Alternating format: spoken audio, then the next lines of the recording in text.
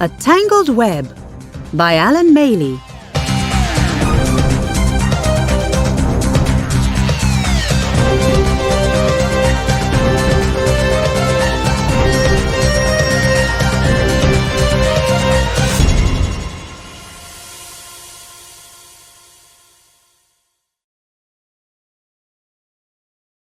The Valley. It is a late afternoon in September. The scene is a valley in southwestern France. The river flows slowly between the steep, wooded hills. The sun is shining on the water. It is quiet. A man is sitting on a flat rock which sticks out into the river. He is alone. He sits absolutely still, like a stone statue. After a while, he bends to look at something in the water, a fish perhaps. As he does so, something hits the water and there is a sudden splash. He puts his hand to his ear. It is covered with blood. He falls forward into the river and disappears into its muddy water.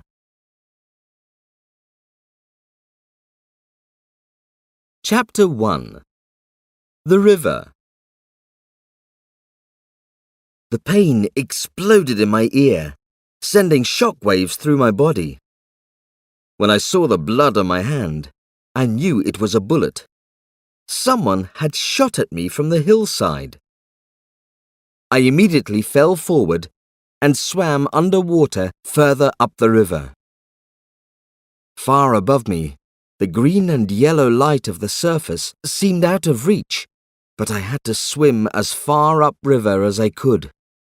They might fire at me again if I showed my head above the surface. When I felt as if I could swim no further, I came up under some trees by the riverbank. Here I was safe. No one could see me from the hillside. My heart was racing. Someone had tried to kill me. Why would anyone want to kill me? Where were they now? What would they do next? I forced myself to be calm. All my old spy training came back to me. Stop and think before you act. Decide on the most important thing to do. Take one thing at a time. Above all, never panic. Never lose your cool.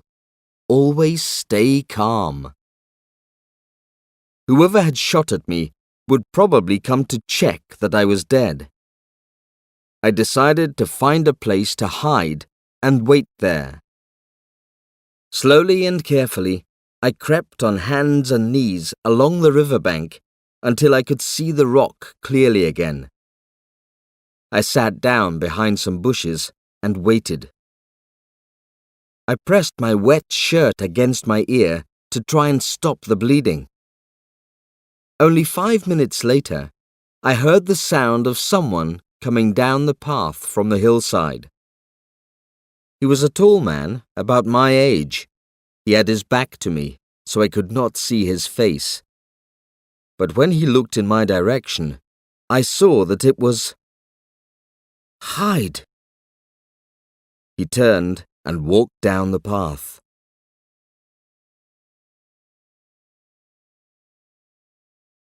Chapter 2. On the Hillside. 200 meters up on the hillside, a man and a woman were arguing. Through the branches of the trees, they had a clear view of the rock in the river. They spoke in whispers so no one would hear them, but they were very tense and angry. The man was still holding the rifle he had just fired. What happened? Did you get him? The woman asked. I'm not sure. He moved just as I fired. But he fell into the river, so I think I got him. You think? Whispered the woman fiercely. Thinking is not good enough. We have to be sure. We have to find the body to be sure he's dead. Okay, don't let's waste any more time.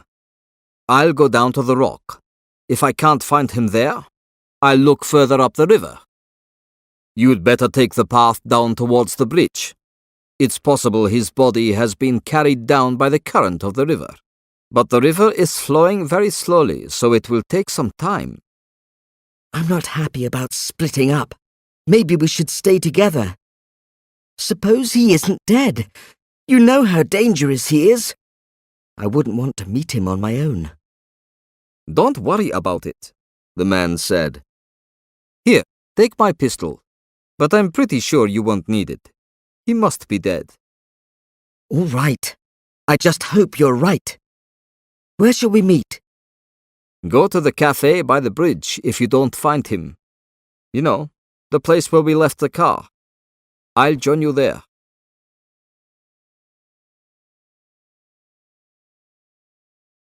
Chapter 3. The Fight. Jürgen Hyde. A friend. Why had he tried to kill me? I didn't understand. We had been on the San Cristobal operation together. Hyde, Nina, Cass, and me. We were a team until the operation failed. We had all been sent to safe houses after that, but we were not supposed to meet again, ever. We were all told to disappear, to start new lives, to become other people. Above all, we were told never to meet each other again. That was 5 years ago. So how had Hyde found me? Someone must have sent him. But who and why? What had happened to bring him here? As I watched, Hyde came back to the riverbank. He put his rifle against a tree and took out a pair of binoculars. Slowly, he looked along the other bank of the river. He was obviously looking for my body. I suddenly felt angry. He had been my friend, and he had tried to kill me, and now he was looking for my body. I had to find out why he had tried to kill me and who had sent him. I picked up a thick piece of wood lying near my hiding place. My ear was bleeding heavily, but I tried to ignore the pain. Quietly and carefully, I crept up behind Hyde. He was so busy looking at the river through his binoculars that he did not notice me. I brought the stick down hard on the back of his head. He fell down and rolled a little further down the riverbank. I thought I had knocked him out, but as I bent over him, he suddenly grabbed me. I felt his hands around my throat, slowly squeezing the breath out of me. The stick was still in my hand, and with the last of my energy, I brought it down on his head. He let go of my throat immediately. In a sudden burst of anger, I began to hit him again and again with the stick. As my anger left me, I realized that I had gone too far. Hyde was dead. I had foolishly lost my chance to find the answers to my questions, and all because of my anger. Hyde's body was now at the bottom of the riverbank.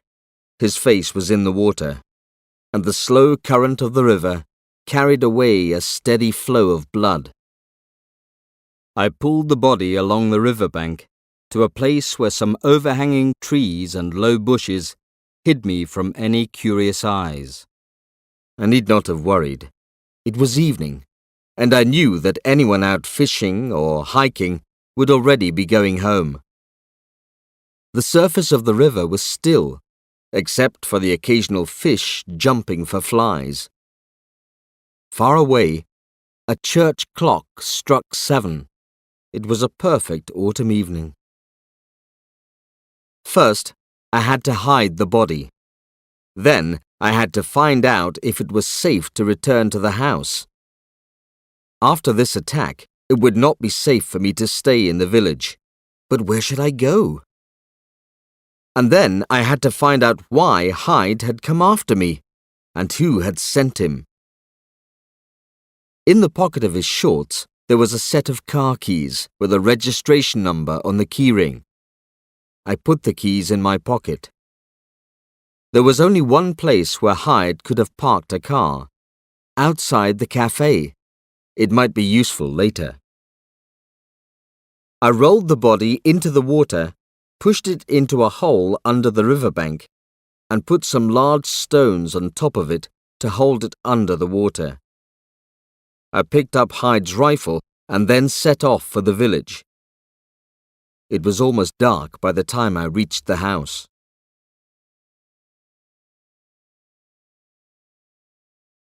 Chapter 4. The House. I had chosen the house for its position. It stood on the corner of the steep road which led up into the village of Sauvegarde, just outside the village itself. Behind the house there was a steep rock face. The village itself was on the top. I had a view of the whole valley in both directions. No one could approach the village without being seen, and no one could reach the house from behind. It was perfect. And, something which only I knew, there was a small entrance to the house from below the road. I had put in a steel door which led along a tunnel under the road and into my cellar, and from there into the house above.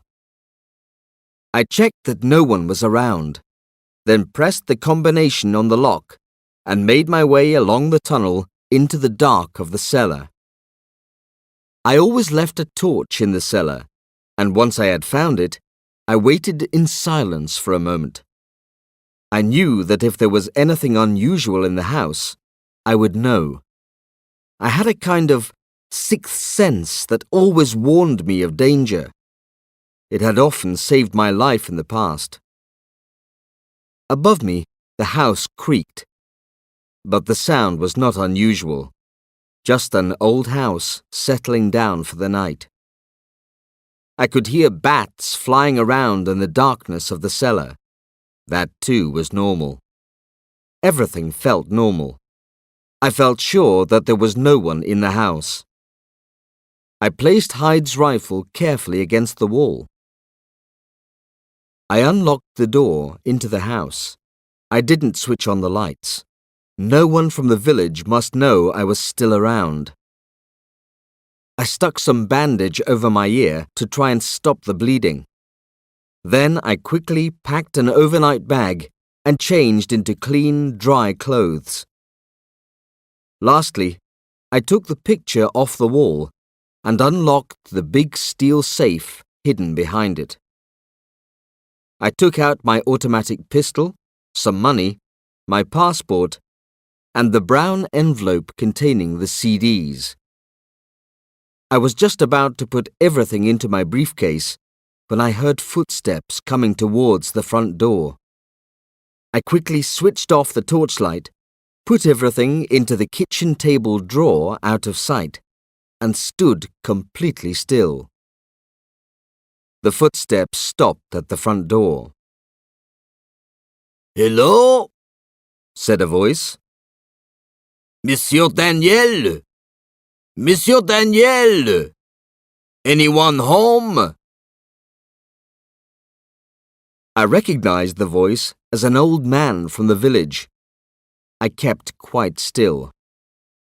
After what seemed an age, I heard his footsteps returning to the village above. I switched the torch back on, but the light died almost immediately. Damn!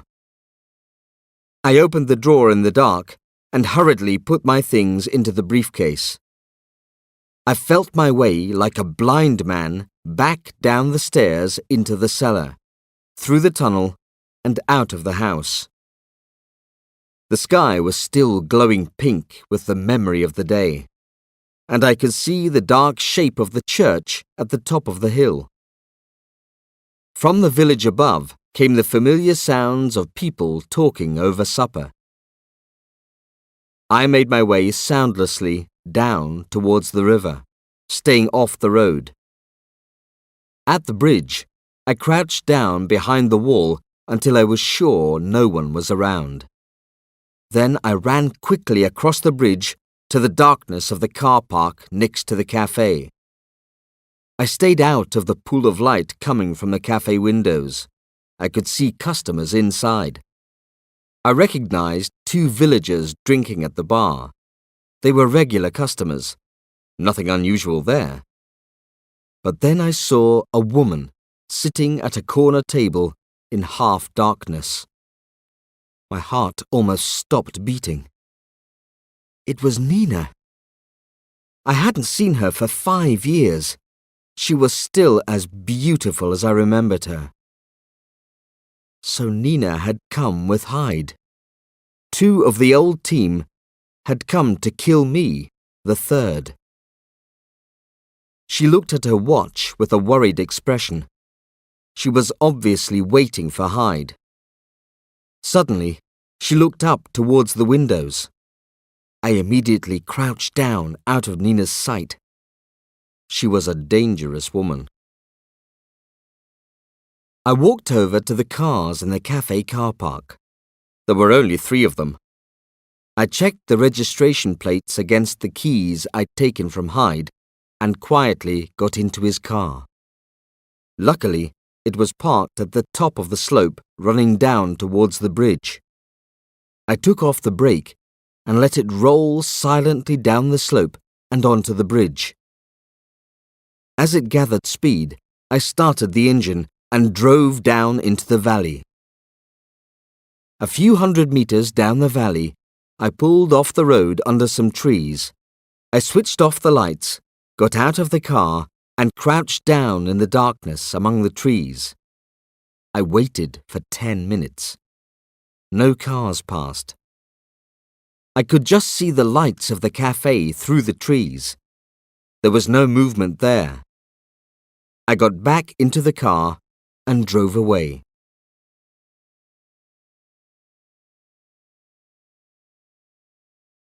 Chapter 5. Hôtel des Templiers. I drove towards Toulouse.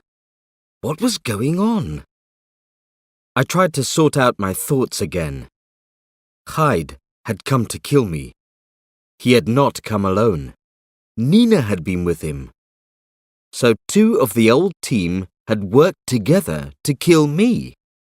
It was unbelievable. My old colleagues. How had Nina and Hyde found each other? And how had they found me? And what was more important, why had they tried to murder me? Nina, Hyde, and Daniel. We were the only 3 left of the 4. We had left Cass dead at Bambacocha. The only person who knew where we all were was Sir George, our former boss in London. But I could not believe he would be involved in something like this. Unless there was someone else. A memory suddenly flashed across my mind. 2 men deep in conversation in a dark Berlin office. I pushed it away and concentrated on my driving. In the distance, I could see the lights of a village on a hilltop. I checked the time. 9 o'clock already. I tried to guess what they would expect me to do. By now, Nina would have gone out to look for Hyde and discovered that the car was gone. She would have put 2 and 2 together and guessed that I had somehow escaped. She would have phoned someone to let them know. Where would that someone look for me? They would probably expect me to make for Toulouse and the airport. I decided not to do what they expected. Halfway to Gaillac, I turned off down a narrow country road towards Puy-Celle-C. Half an hour later, I parked the car at the Hôtel des Templiers in the old town. Luckily, they had a room free. I checked in and suddenly realized how hungry I was. It was well past dinner time, but the owner kindly made me a plate of country ham, sausage, and goat cheese, which tasted like food for the gods, especially when washed down with a bottle of the local red wine. Before going to bed, I walked round the narrow streets of the small town. Outside the post office, I found a public payphone and dialed a Toulouse number. Annie? Yes? Is that you, Dad? What's going on? What do you mean? Well, I haven't heard from you for ages. Then, this evening, someone called, I don't know who, a woman, asking if I've seen you. I nearly collapsed. I told her what you'd always told me to say. I said that you were dead, that you'd died 5 years ago. And now you call. What's going on, Dad? Her voice was full of suspicion. What are you up to? Annie, I'm sorry. I'll explain when I see you. Okay, Dad. But when will I see you? Where are you? It's better I don't tell you now. Do one thing for me, though, will you? I'd like you to pick me up outside the supermarket in Castelnau tomorrow morning at 9:30. Can you do that? In the meantime, don't tell anyone we've spoken, and don't say where you're going tomorrow morning. We'd both be in danger if anyone found out. And bring an overnight bag. And don't forget that... The phone went dead. My coins had run out.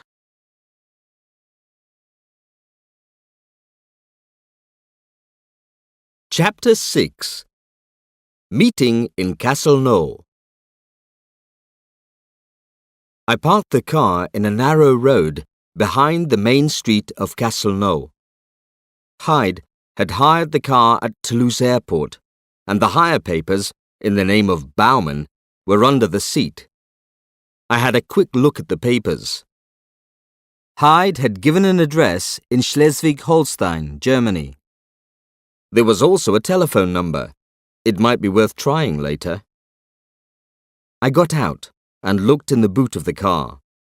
There was a small suitcase. It contained women's clothes. Poor Nina would have to do without clean clothes today. I locked the car and threw the keys into some bushes. If they found the car, they would have to break into it.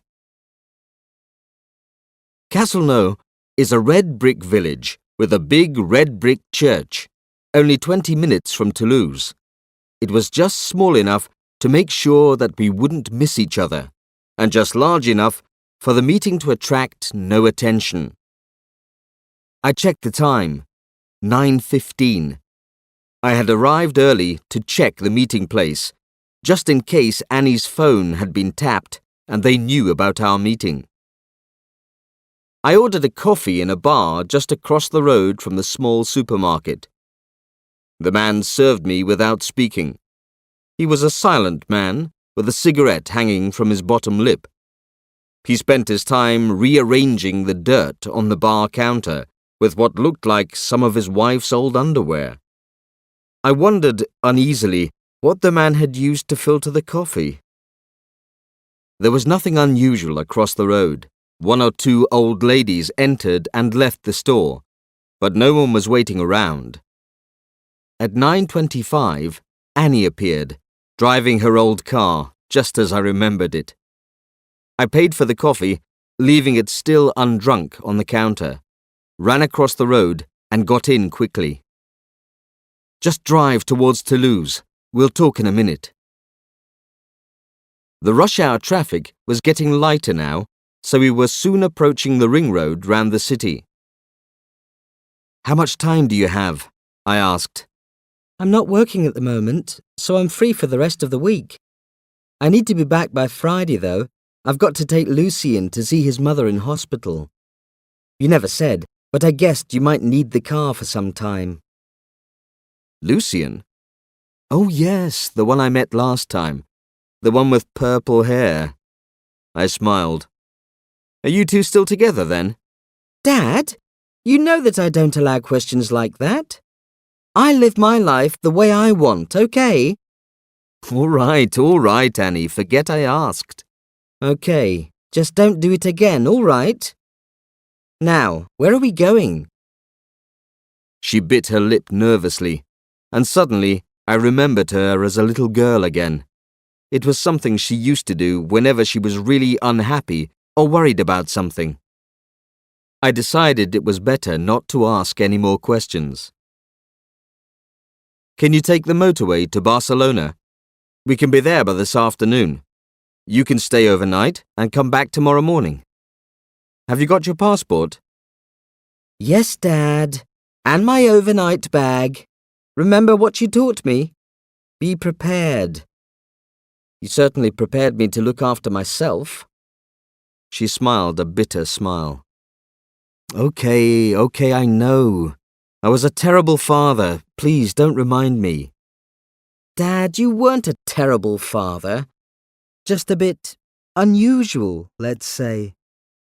But I've had a really bad time dealing with your secrecy. All those times you arrived in the middle of the night and then just disappeared again. All those strange phone calls.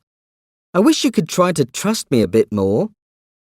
I'm sorry, Annie, but it's too dangerous for you if I tell you everything. Well, can't you explain what happened last night at least? She reached for a cigarette and lit it with one hand. With the other hand, she guided the car at 100 kilometers per hour around the ring road, moving in and out of the morning traffic. Slow down a bit, Annie. You're making me nervous with your driving. I don't want to get killed now after all I've been through. And I don't want to die of cancer from your cigarette smoke either. Mind your own business, Dad. If you ride in my car, you have to put up with the driver's habits. If you don't like them, you know what you can do, okay?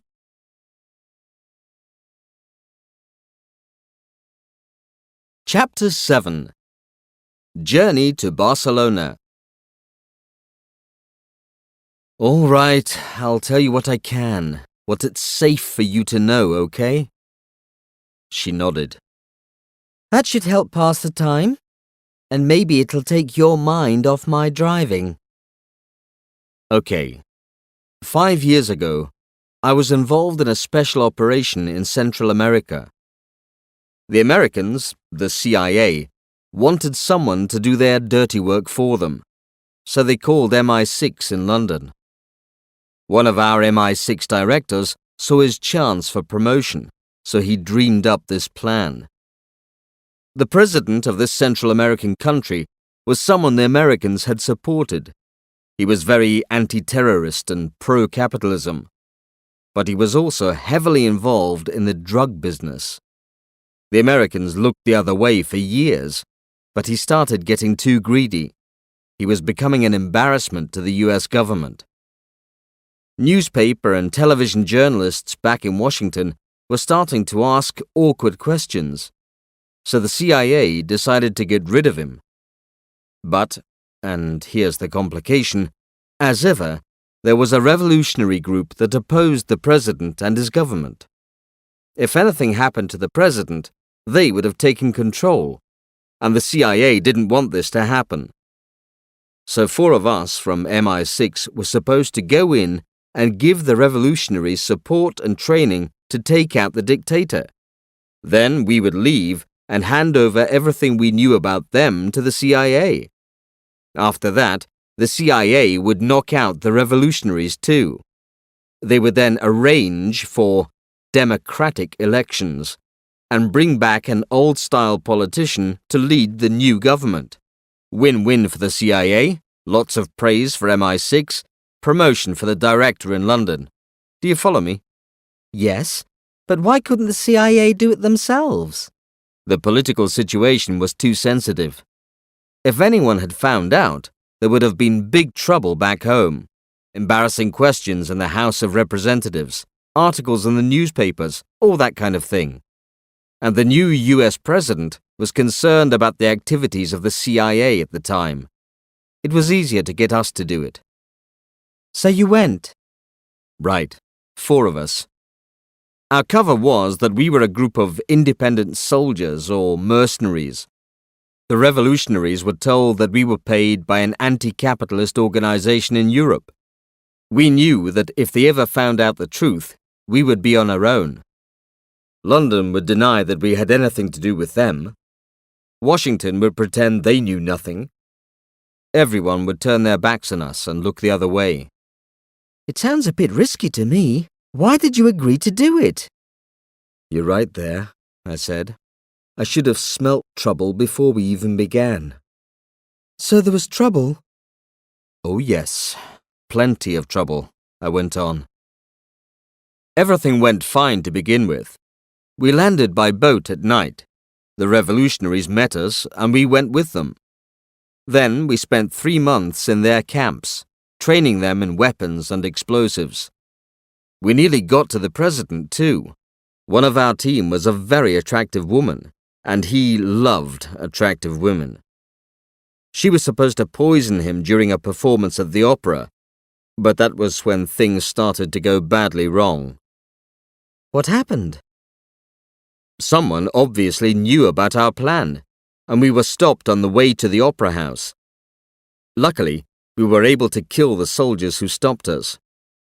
We had a plan for this kind of emergency. We had all agreed to escape back into the jungle and meet up at a village called Bambacocha, near the Chichiguarani Falls. But government commanders were waiting for us.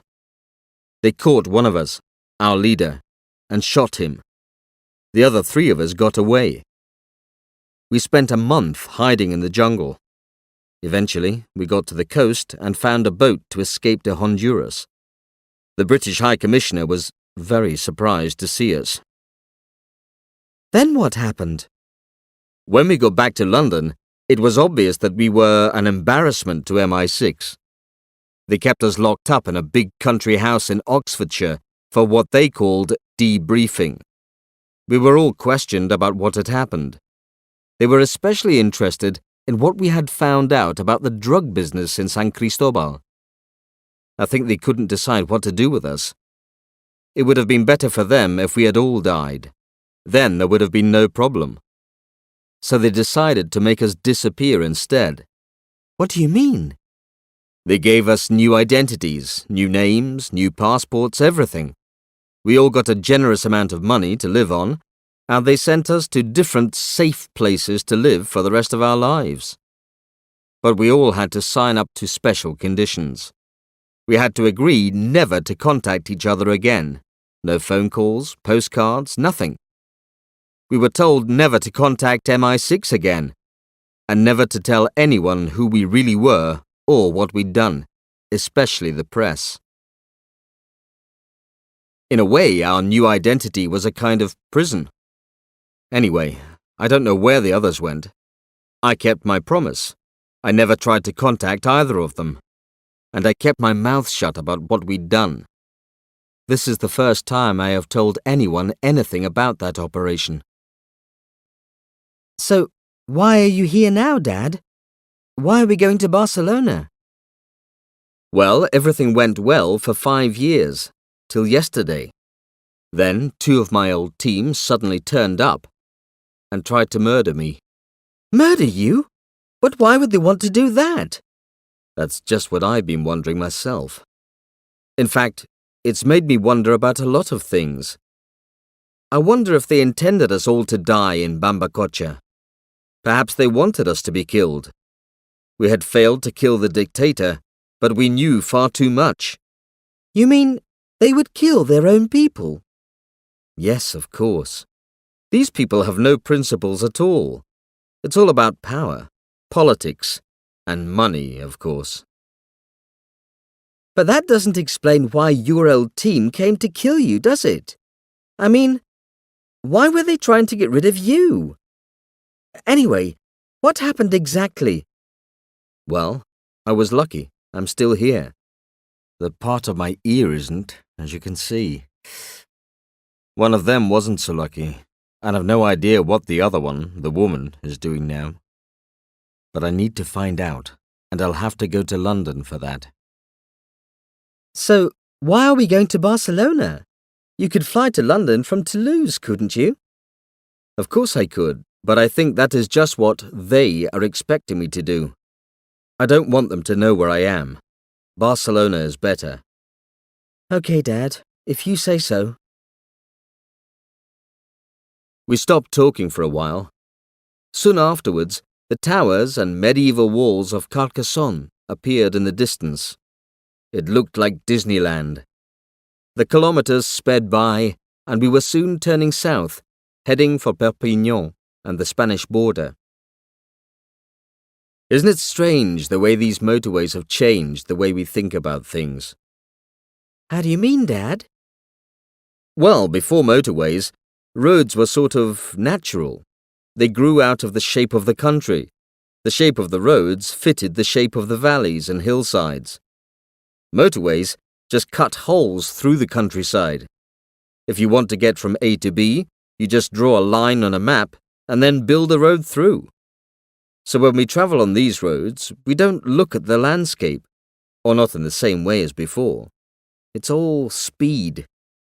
Everything has to be immediate, instant. Instant noodles, instant coffee. There's no time for quiet thinking or enjoyment. I remember driving down from Paris to the Mediterranean coast with your mother, over 30 years ago. It took us 3 whole days. Now you can do it in 1. There was an uncomfortable silence. Dad, can I ask you something? Of course you can. What about? Well, it's always bothered me, but I never found the right time to ask you before. What exactly happened between you and Mum? Why did you split up? I could never understand. It's difficult to explain. I suppose we reached the point where we disagreed about almost everything. She didn't like my lifestyle. All those unexplained absences, the long trips away from home. I had no real friends. Friends didn't go with my kind of job. And I couldn't stand her friends. She wanted a life where everything was in its place. Everything was certain. Everything was safe and respectable. A nice house, a nice garden, a nice car, a nice husband wearing a nice suit and tie. She should have married a bank manager, but she got me instead. But you stayed together for so long, Dad. Nearly 10 years.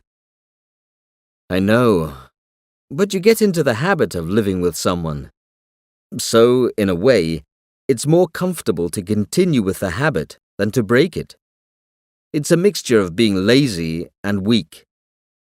Then, one day, you wake up.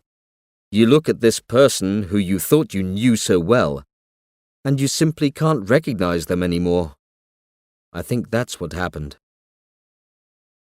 I was so unhappy all that time we lived in Paris, Dad. There was always so much tension in the air. Then, after it was over, all those tears. I remember those weekends we spent together, you and me. You didn't really know how to pass the time. You tried so hard to make me enjoy myself. All those trips to cinemas in Paris, to places you thought I'd like. The Luxembourg Gardens, the zoo. But that made it feel even worse. I couldn't wait to get back to Mum again. But then, the moment I got back, I felt miserable with her too. Because when I was with her, I missed you so much. I wish I hadn't hurt you like that. You were the main reason I waited so long before. But in the end, I had to do it. There's no point in worrying about it now. It's past history.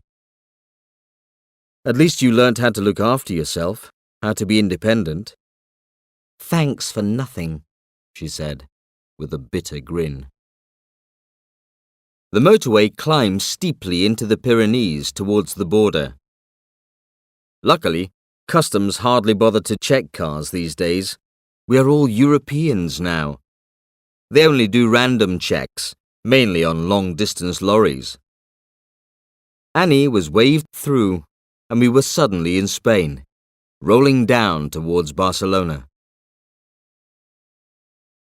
We checked into a small hotel in the old town, and I left Annie to rest while I went to a travel agent. I was in luck. There were seats on a morning flight to London the next day. I paid cash. That evening, I took Annie to one of my favourite restaurants in the tangled web of narrow streets off the Ramblas. As we ate and talked, I think we both sensed that it might be a long time before we would enjoy each other's company like this again. But for the first time in years, I felt close to my daughter. It was a rare and special moment.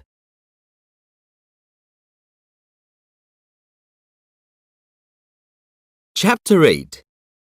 Bert Perkins.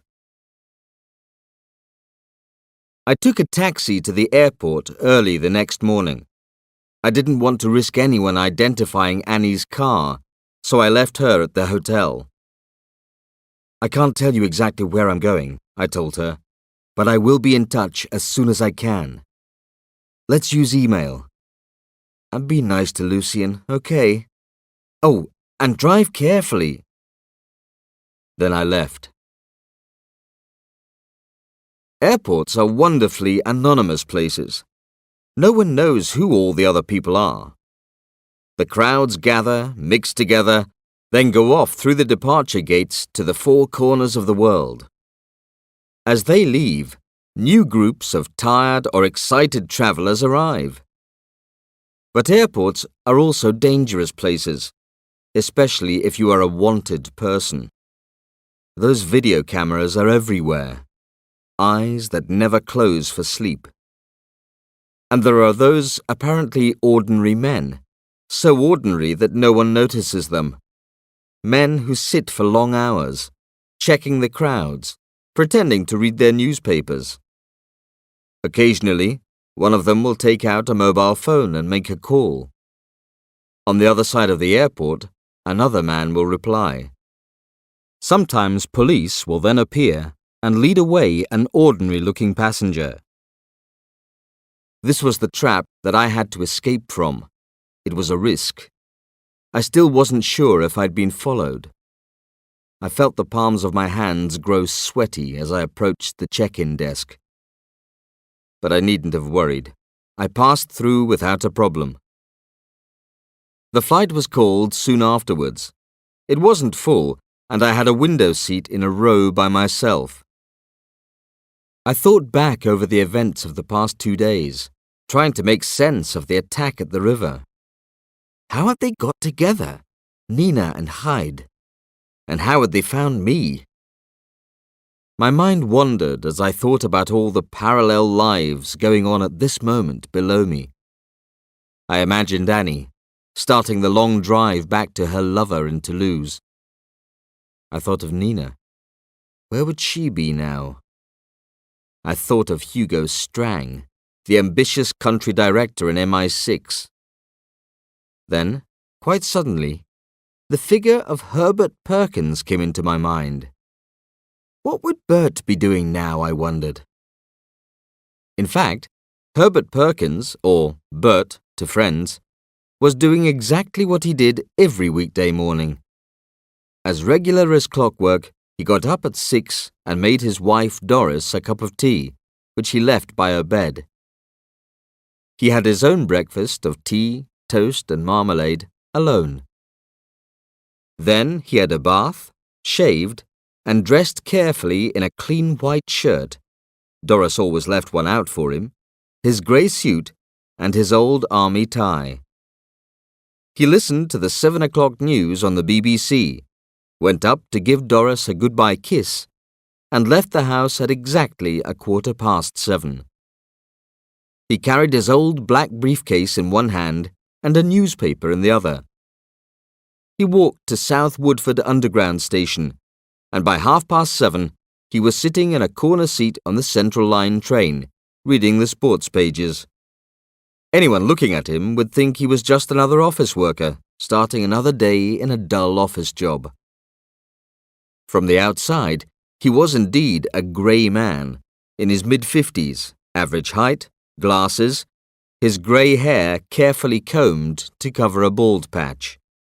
a typical example of middle-aged respectability. He had lived in the same house in Woodford for over 25 years, ever since he joined MI6 from the army. His daily routine never changed. He left the house at 7:15 in the morning and returned at 6:30 in the evening. At weekends, he would work in the garden, watch TV with Doris, and occasionally go down to the local pub for a beer. Herbert Perkins was not, however, quite what he seemed to be. His father had been a sergeant major in the army. He had been a big man with a big voice. When Bert finished secondary school, he wanted to go to university. His father would not hear of it.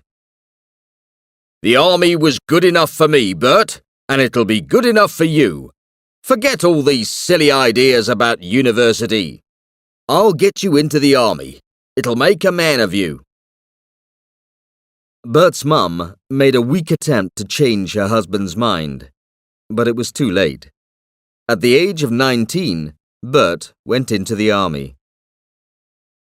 Bert was good at physics and maths, so he went into the Signals Regiment, a unit dealing with all forms of communication in the army. He was good, and soon afterwards he was moved to a special unit working on code breaking. It seemed he had a special gift for this kind of work. Not long after that, MI6 discovered him. He transferred out of the army and into MI6.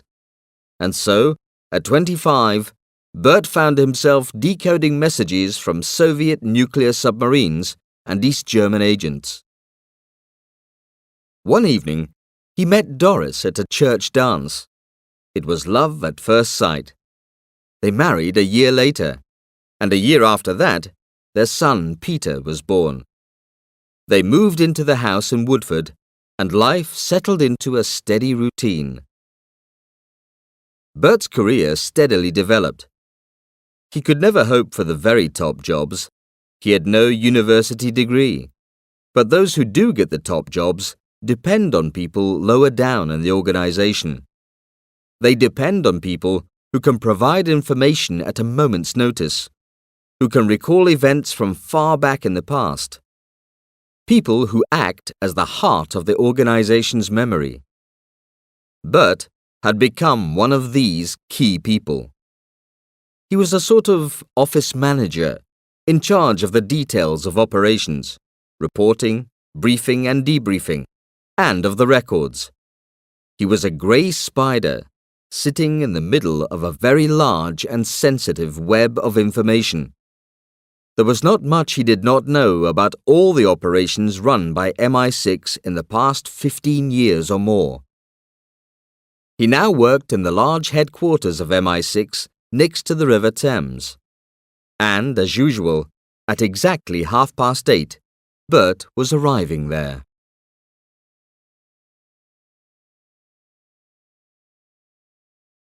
Chapter 9. Nina Rowlandson. Nina Rowlandson was awake, lying in bed in the only hotel in La Tuileries. She had not slept well. The whole operation with Hyde had turned into a nightmare. She had waited in that horrible, dirty little cafe until it had got dark. When she went outside to get some air, there was still no sign of Hyde. What was worse, the car had gone. What had happened? She was stuck in the middle of nowhere, with no transport, no luggage, it was all in the car Hyde had hired, and no idea of what had happened to Hyde. She suddenly felt cold and scared. She knew Dan well from the San Cristobal operation. They had even been lovers for a brief while during their escape. He had saved her life several times during that terrible journey through the jungle. She knew just how dangerous he could be. She couldn't risk asking questions about Dan in the bar. She felt helpless. All she wanted to do was to get out of this place. Eventually, she phoned for a taxi from La Tuileries, 10 kilometers away. The village had a single hotel with a bad-tempered owner, uncomfortable beds, the smell of old cigarette smoke left by previous guests, and noisy water pipes. By the time she arrived, it was too late for dinner. Instead, she went out for a walk. It was not a long walk, as there were only two main streets which crossed each other at a bridge where two rivers joined. However, she did find what she was looking for: a public payphone. She pushed her phone card into the machine and dialed the emergency number in London. She spoke quickly and urgently. Fox here. The voice on the other end was sharp and bad-tempered. Why are you calling, Fox? Is the hunt over? No, I mean, I don't know. Our friend is missing, and so is the car. I'm alone, and I'm stuck in the middle of nowhere. I'll try to get to Paris by tomorrow. I feel we are in trouble. Big trouble. Come back to London immediately. Use the safe house. Wait there till we send someone. Don't call again. The line went dead. She went back to her uncomfortable room. She could not stop thinking about what had happened. Her head was full of questions. Why had Strang forced her to go with Hyde to kill Dan? Strang had told both of them that Dan was a threat to them. He said that Dan was about to release the story of the operation to the press. If he did that, their pictures would be all over the newspapers. If they did not kill Dan, they would lose their safe lives. But Nina wondered why Strang had not sent someone else. Perhaps he had some other reason. She did not trust him. Nina spent the rest of the night trying to get to sleep. Every time she began to fall asleep, terrifying pictures would flash through her mind. Dan still alive, gun in hand, chasing her through the streets. Then she was drowning in mud in San Cristobal, a boot pushing her head under the surface. The pictures played endlessly in the theatre of her mind. She could hear the cold voice of Cass. You stupid idiot. You didn't think I loved you, did you?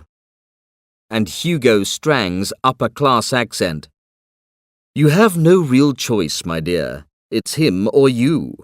If you don't do it, you'll lose everything. You decide. She tossed and turned, fighting her nightmares until, thankfully, daylight came through the thin curtains. There was a station in the town, though only 2 trains a day stopped there. Luckily, there was a local train at 8, with a connection with the Toulouse to Paris Express. She waited on the empty platform. She was the only passenger to board the train.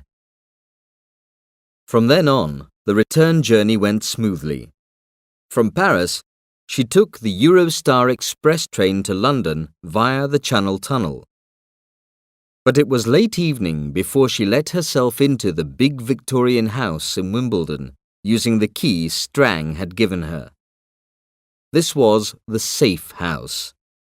But somehow she did not feel safe there.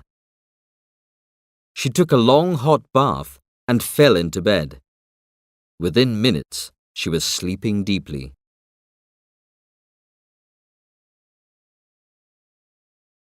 Chapter 10. Hugo Strang.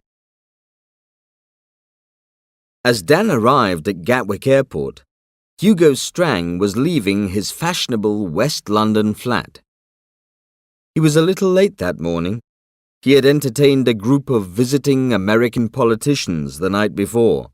It had been a late night. Strang was 45, slim and classically handsome. Keeping fit was almost a religion with him. It was part of his competitive character. He was always perfectly dressed, with a quiet but fashionable elegance, and always knowledgeable and charming, something that meant he had hundreds of friends. Needless to say, these friends were all high flyers, leaders just like him. And he treated ordinary people like rubbish, kicking them out of his way when necessary. His friends greatly admired how much he knew, how well he spoke foreign languages. They also admired his clever jokes and his expensive lifestyle. But people who worked with him, or worse, worked for him, hated him for his ambition, his total selfishness, and his pride. Of course, he had all the right connections. His family had been rich landowners for centuries. He was educated at public school and Oxford University, leaving with a first-class degree. He had been interviewed and chosen for MI6 as soon as he left Oxford. His sharp, cold mind and his skill at making himself useful to his superiors had led to immediate success. After working in Berlin, he had been moved back to London. There, he became one of the inner circle of people who really made the important decisions. It was while he was head of the Latin American department in London that he had planned the San Cristobal operation. Yet, although he was so successful, no one really trusted him. Perhaps that was why he was still not married. And many people asked themselves where he got all the money he needed to support his expensive lifestyle. There had also been that unfortunate event involving Peter Perkins, which had almost ruined him. But that was all a long time ago now. But people still talked about him, behind his back, of course. As he entered his office, the phone rang. Strang? He recognized Sir Clive's voice immediately. It sounded angry and aggressive. What's going on? The woman called the emergency number last night. The operation in France went wrong. You promised me that everything would be taken care of. Our friend escaped. We don't know where he is. What are you going to do about it? But sir, everything was planned down to the last detail. I don't see how it could possibly... Well, it did go wrong. Very badly wrong. So how are you going to put it right? Daniel Combs is a double danger to us now. He knows what he knew before. That was why we needed to remove him. But now he also knows that someone tried to kill him. And it won't take him long to work out who was behind it all. So you don't have long to take care of it. I can't afford to have all this in the newspapers. That's why we decided to deal with him in the first place. I'll take care of it, sir. Don't worry. I understand. I hope you do. If I go down, I'll take you with me. And by the way, I think you'll need to get rid of the woman, too. I've decided to get you-know-who back from the US. He can deal with her. We've already been in touch with him. He arrives this evening on the 10 o'clock flight from New York. You'd better meet him. Make sure he knows what he has to do. And don't lose sight of him. We will need to deal with him too, later.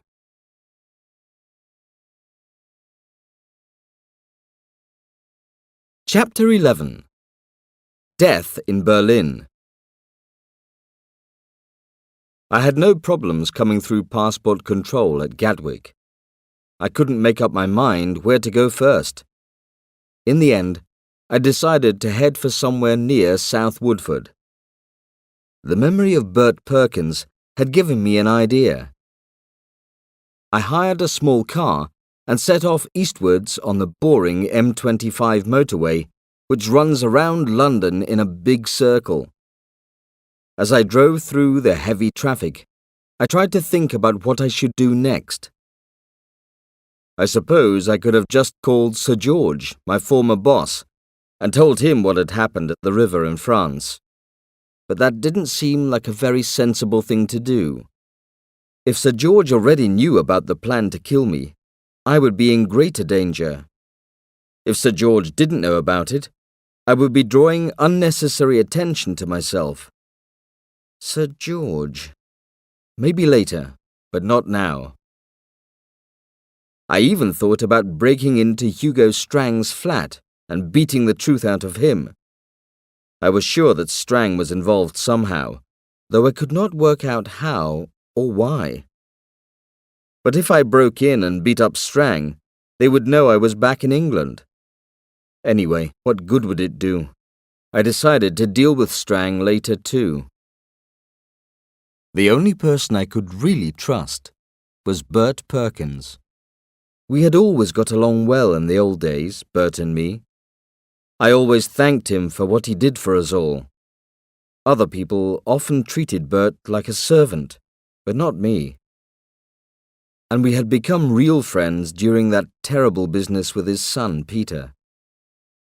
Peter was his only child, and Bert had given Peter the university education which his own father had prevented him from having. Peter was a brilliant student and graduated from university with a first-class degree in international relations. In his final year, he had been approached by someone from a government organization working for the good of the country. They always did it like that. I always thought that employing Peter was a bit peculiar, though. MI6 didn't normally employ members of the same family. But of course, Peter had no idea what his father's real job was. Bert never spoke about his work at home. Someone, somewhere, must have known who Peter was, and who his father was too. Yet Peter had been approached, and he accepted the job. His first job was in Berlin, where Hugo Strang was the MI6 bureau chief. It was just before the Berlin Wall came down. The political situation was dangerous, but life in West Berlin was exciting, and Peter soon settled down. He was a hard worker and often stayed late in the office. He got on well with Strang, although they were so different. Strang spoke highly of Peter and began to give him more and more responsibility. Some of the other people in the office were even a bit jealous of him, I found out later. But then something went wrong between them. No one was quite sure what it was, but Strang suddenly began to treat Peter badly. He gave him only the most boring jobs, and he openly criticized Peter's work in front of the others. It was soon after this that Strang gave Peter a particularly difficult and dangerous operation. There is no doubt that he acted wrongly. Peter had never worked on this kind of operation, and Strang could easily have found a more experienced agent to do the job. At the inquiry into Peter's death, Strang argued that Peter had needed the field experience. Strang was never punished, but the suspicion remained that something dishonest had gone on, something which was never mentioned, something which Strang wanted to cover up, something which the inquiry wanted to cover up too. Peter's job was to arrange for the escape of a senior East German government official. The man had been passing valuable information to the Berlin Bureau of MI6. He now suspected that he had been found out. He needed to get out as fast as possible. Peter had to help him escape. Peter made arrangements for false papers and a car, but their car was stopped well before the checkpoint between East and West Germany. They shot the official as he tried to escape. Then they took Peter away for questioning. Soon after that, the East Germans contacted the MI6 office.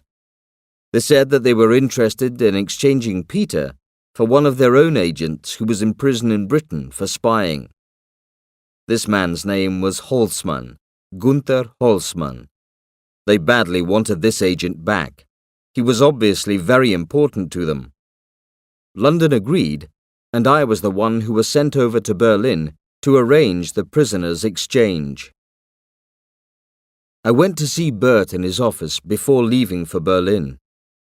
Bert had no formal or official part in the exchange, but he knew about it. He was terribly upset. He needed support, and he needed it badly. I spent several hours with him, listening to his worries, trying to set his mind at rest. I promised Bert I would do everything I could to bring Peter back safely.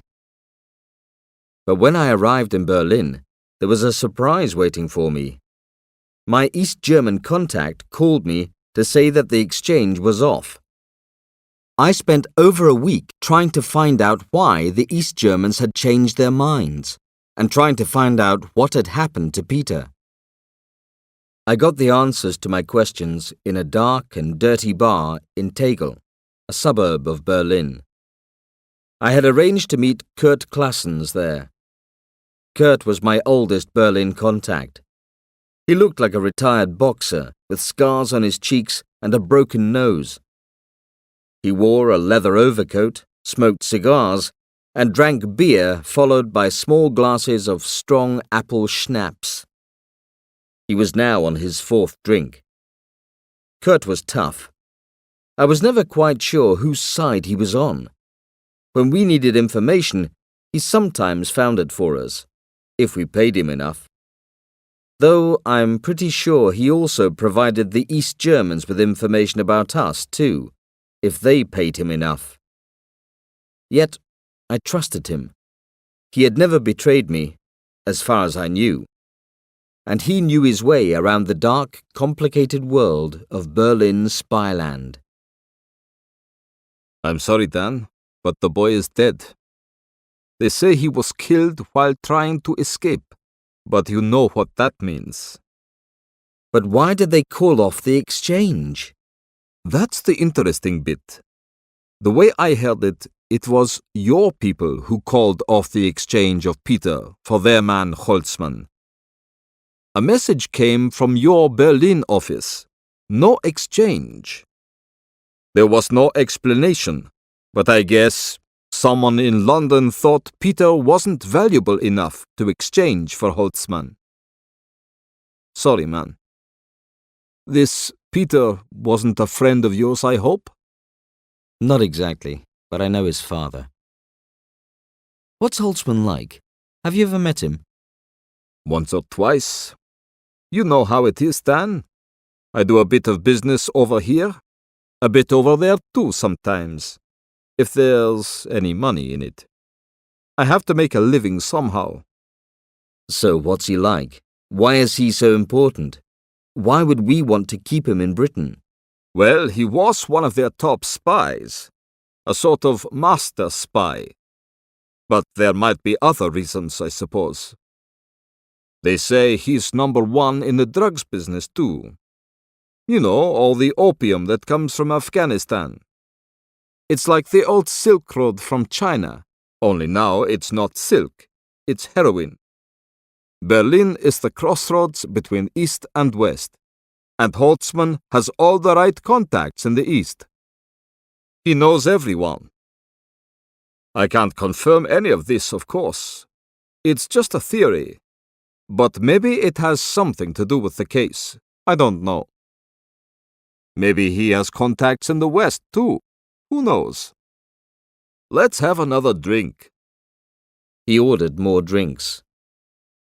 Here's to the end of the wall, He said, raising his glass. and the success of the free market. You can be sure that Holzmann will always be here with us and doing well, whatever the political situation is. He laughed, drained his beer, threw his cigar into the ashtray, and left quickly by the back door.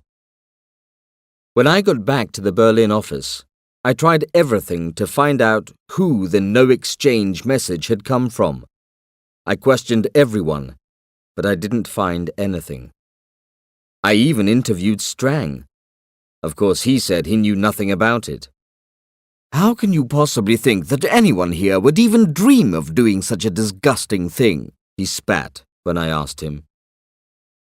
The evening before I was leaving for London, I realized I had left some papers at the office. I went back to get them. It was late, almost midnight. The security guard let me in. I heard voices coming from Strang's office. They were arguing. I picked up my papers and walked back to the lift. Strang's door was half open as I passed, but the office lights were off. I looked in. The light from the street caught the face of Strang's visitor. It was somehow familiar. I had seen it before somewhere. But where? The two men were still deep in conversation, so I didn't think they saw me. I hurried downstairs and left the building, but the picture of the man's face, lit by the streetlight, stayed in my memory. The day after I got back to London, I went to see Bert, this time at his home in South Woodford. Someone had already told him the bad news. He sat in an armchair with a dead, empty expression on his face. I tried to explain what I had done to get Peter back. Bert remained silent, his cup of tea cold on the table beside his chair. It was only as I got up to leave that he spoke. You're a good man, Dan. I know you did everything you could to find Peter. But someone is responsible for this. I'll find out who it is, even if it takes me years. And when I do find out, I'll know what to do about it. Thank you for everything, Dan. From that time on, Bert started to look like an old man. He still did his work in his usual professional way, but he seemed to have lost interest in life. The light in Bert and Doris's lives went out when Peter disappeared. Chapter 12. The San Cristobal Operation. My thoughts were interrupted when a car braked suddenly in front of me. I realized I had been daydreaming. I was already approaching the Dartford Tunnel, which runs under the River Thames, and the traffic was very heavy. As I moved slowly, I began to think about how we had all got involved in that San Cristobal business. Hyde, Nina, and me had all been part of the same team, so there had to be some connection between San Cristobal and the attempt to murder me. But what was it? The four of us had been given our instructions by Hugo Strang in the main meeting room in MI6 headquarters overlooking the Thames. He introduced us in turn: Nina Rowlandson, Jürgen Hyde, Daniel Combs, and Charles Cousins. You've never worked together before, and it's not likely you'll ever see each other again once this operation is over. I therefore suggest you tell each other as little as possible about yourselves. You have, of course, been specially chosen for this operation. Nina for her training in medicine and... He paused with a faint smile on his lips. For her physical attractions. Hyde for his telecommunications skills. Dan for his weapons and explosives knowledge. And last, but by no means least, Charles, or Cass, for his organizational qualities and his language skills. Cass will be your team leader. Cass smiled at us all as Strang named him as our leader. He and Strang also exchanged looks. They seemed to be sharing some kind of joke. They obviously knew each other quite well already. I remember looking carefully at each of my teammates. Nina was extremely beautiful, tall and slim, with olive-colored skin, green eyes, and long red hair. When she moved, it was like watching a cat move, smoothly and effortlessly.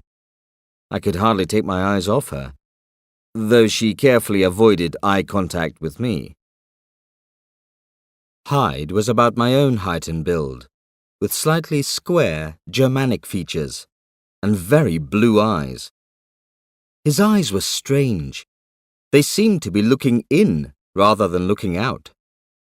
He rarely spoke. In the months to come, I realized that he was an entirely private person, someone who never showed his true feelings, who never shared his thoughts, who never opened up. Cass's personality was the complete opposite of Hyde's. He was tall, dark, and handsome, the sort of man women fall in love with easily.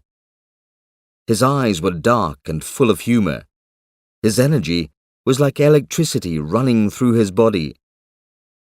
I noticed the way Nina kept looking at him, and I felt a little jealous. Strang was clearly enjoying himself. He described his special operation like a schoolboy showing off a new toy. As you know, we work closely with the CIA in certain geographical areas, particularly in Asia. We also work together in operational areas, such as drugs, weapons, terrorist groups, and that sort of thing. The operation you will be working on is slightly unusual. Normally, the CIA deals directly with problems in Latin America. This time, however, they have asked us to act for them. There is no need for you to know the reasons for this. Just believe me that they are good reasons. The Republic of San Cristobal was created in the wave of revolutions that flowed through Latin America in the late 19th century. It's small, less than 2 million people, most of them Indians. Physically, it's less than half the size of Honduras. There's a flat coastal area, most of it covered by jungle and banana plantations, and a central range of thickly forested mountains. Apart from bananas, about the only thing the country produces is coca. As you know, coca is the plant used to make cocaine, and the majority of this is smuggled into the USA. San Cristobal is described as a democracy, but in fact, it's a military dictatorship. The president is Julio Ramon Menendez Arroyo de Ibarra y Figueras. Most people just call him El Jefe, the chief. Now, El Jefe won an election 20 years ago in highly suspicious circumstances, and he has been in power ever since then. Occasionally, he holds another election, but votes are cheap, and there is no organized political opposition. So, the president and his friends treat the place like their own property. They give the orders and collect the cash, and the Indians do the work, pay the taxes, and keep quiet. People can simply disappear overnight in San Cristobal. Well, this was the situation until about 10 years ago. That was when one or two of the Indians, who'd been overseas to study, came back with some different ideas. One of them was called Raúl Guayateca. He formed a new party, the Frente por la Libertad de Ixtulpaca, or FLI for short.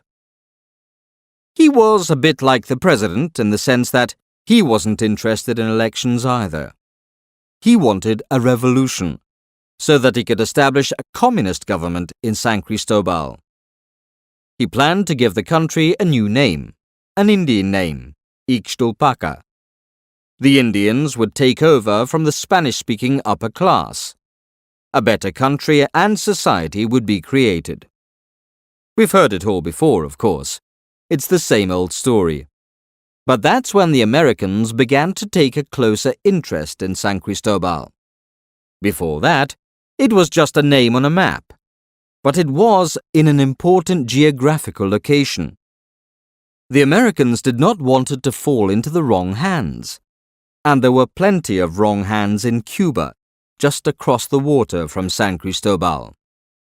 So, they invited El Jefe up to Washington and signed an agreement for military cooperation with San Cristobal. This included the usual financial aid in dollars. Naturally, El Jefe and his people were very happy to accept all this free money. The CIA, of course, knew that he was involved in cocaine smuggling, but they chose to do nothing about it, at least for a time. They supplied him with weapons and training for his army. In return, he had to keep the FLI Revolutionary Party under control. This arrangement worked very well. Until last year. Then after the elections in the US, things started to change. The new US president wanted to help democracy worldwide. He also needed to make some progress in the fight against drugs. At the same time, the FLI began to have some success in San Cristobal, and El Jefe started to lose control. The Americans began to worry. As El Jefe lost control of his country, the drugs business began to get out of control too. At one point, the president of San Cristobal was openly using military planes to drop drugs north of the border. He had to go. He was an embarrassment. But how could they get rid of him? And who would replace him? And that's where we come in. Our job, or should I say your job, is to go in and get rid of El Jefe. We'll do this by supporting the FLI and training the revolutionary group to bring down El Jefe. At the same time, you'll find out as much as you can about the FLI and their plans. Once El Jefe is dead, you get out quickly. You pass on all your inside knowledge about the FLI to the CIA, and they'll take care of the rest. The Americans will make sure the FLI does not last long. Now, there are a lot of details to go through, but that's the main idea. We'll leave you on a nice quiet beach in San Cristobal at night. You'll be met by someone from the FLI. Take this training of the FLI seriously. You've got to make them believe that you're working with them.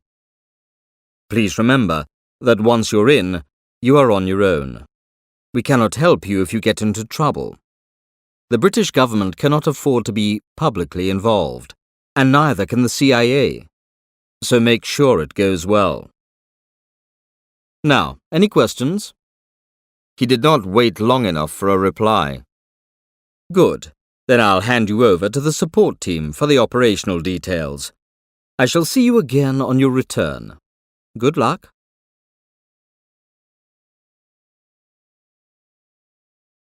Chapter 13. Epping Forest. I left the M25 at the M11 junction and turned south towards London. There was a signpost to Epping and Woodford. I turned off there. I had to find a way of meeting Bert Perkins without being noticed. It was too risky to phone him. I decided to find somewhere quiet to stay and to meet him off the train when he came back from London. Just outside Epping, I found a quiet motel. What I like about these places is that they are cheap, clean, and above all, impersonal. You check in, you pay in advance, you get your key, and they leave you alone. No one wants to know who you are or what your business is. Most of the customers are tired businessmen who check in late, go straight to bed, and leave early next morning. As I unpacked my bags, I suddenly felt cold fear. Where was the brown envelope with the CDs? I looked everywhere for it, but it was gone. For a moment, my mind went blank. Where were they? Then I realized what had happened. The envelope was still in the house at Sauvegarde. In the darkness, I had left it by accident in the drawer of my kitchen table. The CDs were my insurance. They contained details of the San Cristobal operation, and a lot about Berlin and other information. I had kept them in case MI6 ever broke its promises to me. I had planned to release the information to the newspapers if that happened. Now, they were hundreds of kilometers away in France. I knew that somehow I had to get the CDs back. I had a shower and a rest, trying to forget about the CDs. I thought about my meeting with Bert. What would he say? What did he know? Would he agree to help me? I lay on the bed and fell asleep with these questions on my mind. When I woke, it was already 4 o'clock.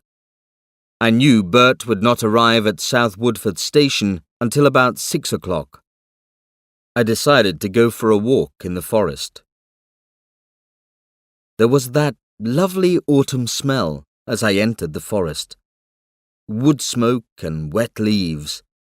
It reminded me of my childhood, the happy times before my parents were killed, before I married Françoise, before I joined this dirty profession.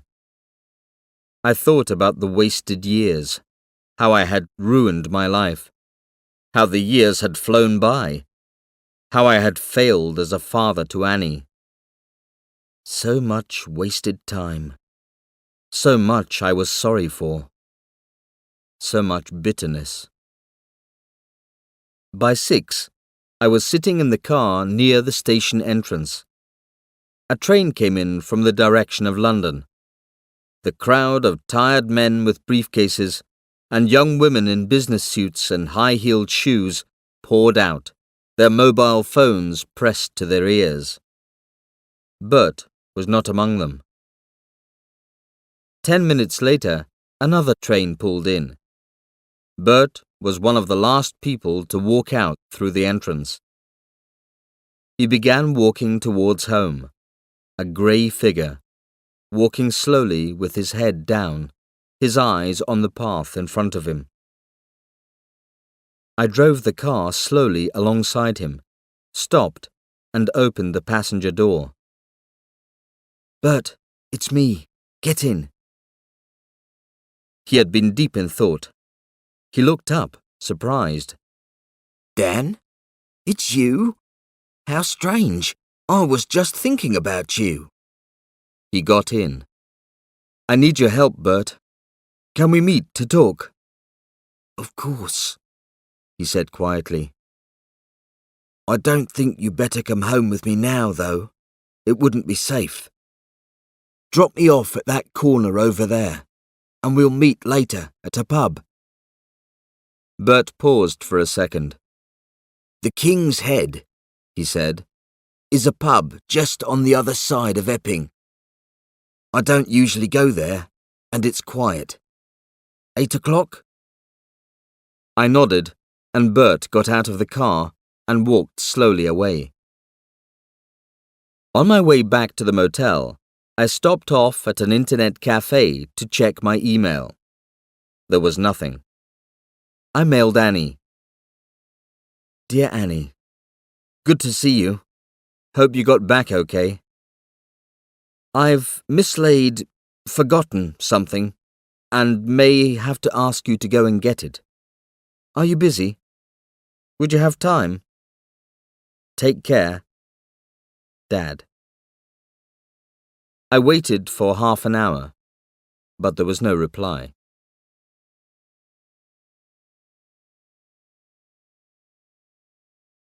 Chapter 14. Waiting in Wimbledon. Nina got up late. She felt more tired than when she had gone to bed. The bad dreams had returned to disturb her sleep during the night. She showered and made coffee.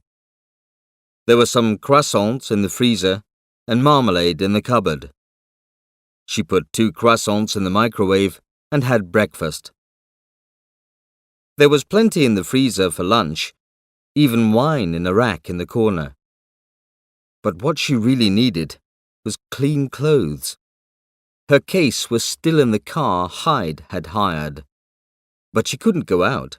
They had told her to wait until someone came. She waited all morning, but there was no sign of anyone. She thought about calling the emergency number again, but decided against it. At 2 o'clock, she decided to make a quick trip into Wimbledon to buy some clean clothes. By 4 o'clock, she was back in the dark Victorian house, preparing supper. She poured herself a glass of champagne and waited. The clock on the wall ticked loudly, and it was starting to annoy her. Why hadn't anyone come yet? The hours passed. She watched some television, made herself a sandwich, and even tried to read one of the novels in the bookcase.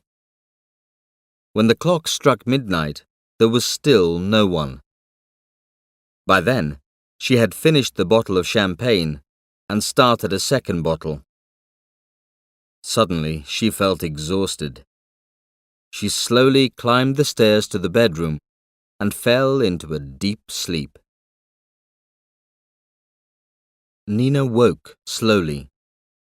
It was dark, but she knew that someone was there in the room with her. She reached under her pillow for the pistol she had put there. A dark shape suddenly appeared by the bed. Before she could use the pistol, strong hands grabbed her wrists and held her tight. She struggled, her legs kicking against the bed. But it was no use. He was too strong for her. Nina, it's me. Don't you recognize me in the dark? The man switched on the bedside lamp and let her go. As she turned to face him, her eyes grew wider. Cass? I can't believe this is happening. But you're dead. I saw them shoot you in Bambacocha. She paused, waiting for Cass to explain. But his lips closed her mouth. She pressed herself against him. Oh, Cass, is it you? Am I dreaming? I thought I would never... Oh, yes, I want you. Yes, I've waited so long for this. After love, they were quiet for a while. He held her close, and she lay sleepily in his arms. Then he gently led her from the bedroom and downstairs to the kitchen. As she sat in her bathrobe, he opened another bottle of champagne and took some bread and cheese from the fridge. Let's have a midnight feast, he said. Just like the old days. The clock on the wall showed 3 o'clock. It was still like a dream for her. He had come back at last, back from the dead. I don't know what to say, Cass, she began. I thought you were dead. I saw you being shot. They told me someone would come here, but... You? I can't believe this is happening. How did you escape? And why didn't you ever contact me? It's been 5 years, Cass. 5 long years since I last saw you. Cass said nothing. He simply smiled at her in that dreamy way she loved so much. Eventually he spoke. I had to disappear, my darling. Believe me, it was too dangerous for us to be in contact. Nina now felt more confused than ever. She wanted to believe him. One part of her desperately wanted to believe him. But she wasn't a fool. Cass, I don't know what's going on. Help me. What has changed? If it was too dangerous for us to meet before, what has changed now? All those threats from Strang, and the orders to kill Dan. What is it all about? At the mention of Dan's name, Cass's expression hardened. I can't explain now. It's too soon. You'll understand everything later, my dear Nina. All I can say is that Dan knows something that puts us all in danger. Dan has to go, and the sooner the better. So, what do we do now, Cass? He must have got away from Hyde. Where is Hyde, anyway? Yes, he got away from Hyde. And he got away from you. His voice took on a cold edge. And where is Dan now? You don't seem to have been very successful, do you? Now it looks as if I'll have to do the job myself. You don't understand, Cass. Hyde was so sure he had hit Dan. He went to look for the body in the river. I waited for him, but he didn't come back. Then I found that the car was gone. I panicked. I didn't know what to do. That's why I called London. That was not what I expected from you. You are a trained agent, and you behaved like a schoolgirl. His voice rose dangerously. What's wrong with you? He didn't wait for Nina to answer. My guess is that Dan will show up again soon. He's too hot-headed to hide. He'll be angry and looking for whoever tried to kill him. And that means you, my dear. So, when he pops up, I'll be waiting for him. I have to go away this weekend, an important meeting. I'll leave early in the morning and come back on Monday morning. Then we'll decide what to do. He looked at her with his hard, cold eyes, and she suddenly felt frightened. Then his face changed again. He smiled his charming smile and said, So, my darling, let's forget about it all until I get back, okay? Let's finish the champagne. They drained their glasses.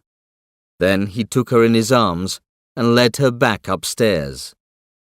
The clock showed 4:30. They made love again. She felt so relaxed that she immediately fell asleep in his arms. Soon she was sleeping deeply. She must have thought she was having another nightmare when he put the pillow on her face and held it there until she stopped struggling.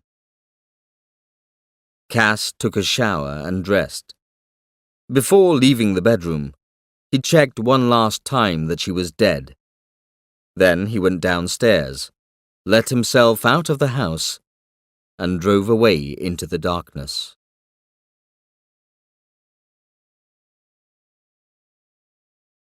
Chapter 15. At the King's Head. The King's Head pub was only a kilometre from my motel. It too was in the forest, a traditional country pub. It felt warm and welcoming as I stepped through the door. There were a couple of men at the bar drinking beer. Otherwise, no one. I saw Bert at a corner table. He had a glass of beer in front of him. A glass of wine stood opposite him. Pinot Grigio, he said. I seem to remember you rather liked that. Thanks, Bert. It's good to see you. Thanks for coming. My pleasure, Dan. I owe it to you. I can't stay too long. We might attract attention. Bert paused and drank some of his beer. So what's going on, Dan? Hyde and Nina came after me in France. I had to kill Hyde, but I've no idea where Nina is now. I don't know who sent them, but I'm sure Strang is involved somehow. And maybe someone higher up. Maybe someone in the government. I was hoping you might have some information. Any ideas about why Strang, or whoever, wants to kill you so badly? That's what I've been asking myself ever since Hyde shot at me. I can't think of an answer. Well, Bert said, my guess is that you know something. But perhaps you don't consciously know that you know it. And what you know makes life dangerous for them. You mean I've seen something or know something that puts them all in danger? Something I may not know about? Perhaps it's a connection that I haven't made yet, between them and someone or something else. If I were you, I'd think back very carefully. Anything to do with Strang? Maybe something to do with an earlier operation? The ghost of an idea flashed through my mind, Something to do with Berlin. 2 men arguing in a dark office. But it was gone before I could catch it. Perhaps it's something related to San Cristobal, Dan, Bert offered. San Cristobal? You know something, Bert. Tell me. Bert's face suddenly became tense and serious. I'm in this too, you know, Dan. When Peter was murdered, I found out it was Strang who called off the exchange. I've been waiting, Dan. Waiting for the right moment. But now I think the time has come to get even with Strang. I don't care what happens to me anymore. I want Strang fixed once and for all. So you do your bit, Dan, and I'll do mine. Thanks, Bert. I'm listening. Here's what I've found out, Bert began. I knew there was something going on. As I told you, I keep a very close watch on what Strang does, and he's been acting strangely for the last few days, very nervous and worried. So I did some more checking. It took me a while to get into their computer files, but when I did, I found plenty of interest. First, Cass is still alive. His death at Bambacocha was obviously just a trick to make everyone think he was dead. He's been living in the USA, in a small town in Vermont. Second, Strang is right in the middle of all this. He recently contacted Cass in America, and Cass is flying back. Lastly, Strang used the other 2, Nina and Hyde, to get rid of you. He told them that you were going to sell the story of the San Cristobal thing to a Sunday newspaper. Apparently you were going to make a lot of money.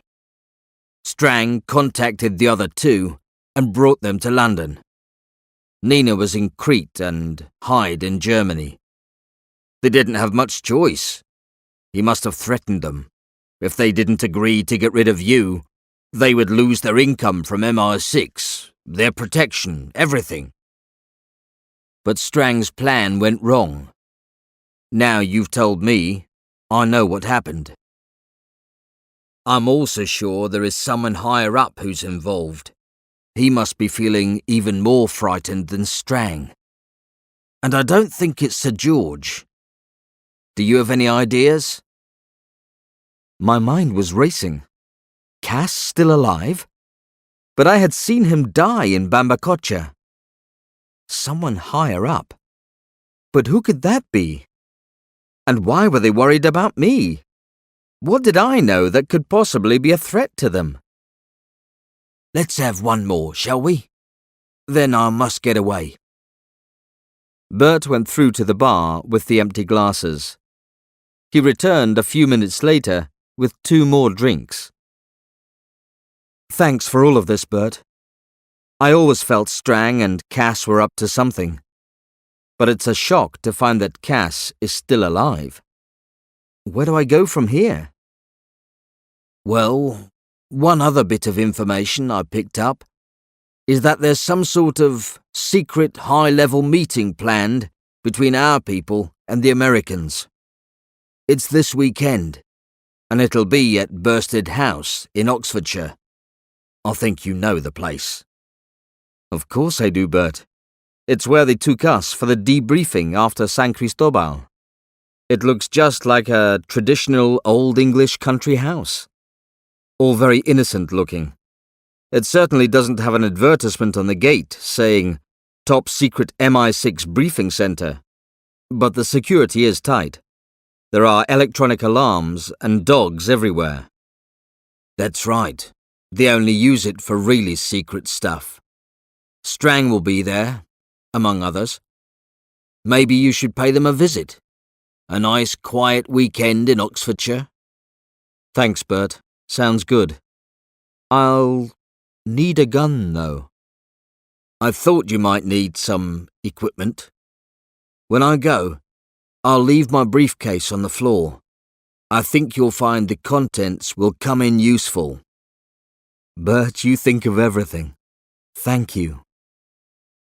I must get home now. Doris will wonder where I am. Take care. These people are dangerous. He stood up to leave. Oh, and by the way, Nina is staying in the safe house in Wimbledon. Do you remember it? There's a key in my briefcase. My guess is she's waiting for further instructions. She must be feeling pretty scared. I would be. Maybe you'd better get to her before Cass does. She might just be scared enough to tell you something useful. Bert's voice softened. Good night, Dan. Stay in touch. Bert made his way slowly through the empty bar and out into the autumn night. I finished my drink. The two men at the bar were still deep in conversation. I picked up the briefcase and left.